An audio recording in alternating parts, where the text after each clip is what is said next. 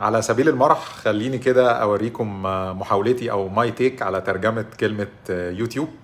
دايما الناس بتقول لي انت بتتكلم في المصطلحات بتقولها بالانجلش، فخليني اخد الكومنتس دي بشكل برودكتيف ونحاول نترجم الكلمة دي.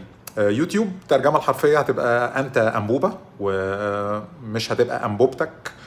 لو انبوبتك تبقى يورتيوب، انما هو مصر ان هو يخليها يوتيوب، فمعناها انت انبوبة. الترجمة الحرفية هنا مش تنفع، فخلينا نقول هنا كلمة تيوب تدل من وجهة نظري على حاجة من الاتنين.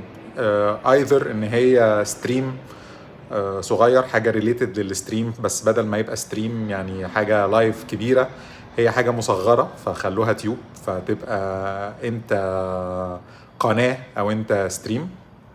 دي تنفع.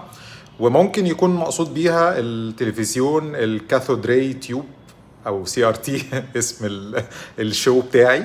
المهم الكاثود راي تيوب دي كانت من اوائل التكنولوجي اللي طلعت في التلفزيونات، فهم خدوا منها كلمة تيوب للتعبير او كناية يعني عن التلفزيون.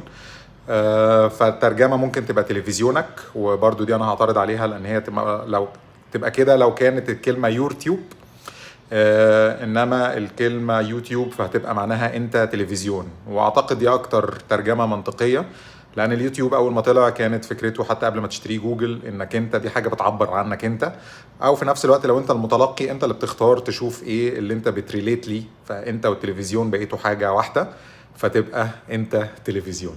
صباح الفل.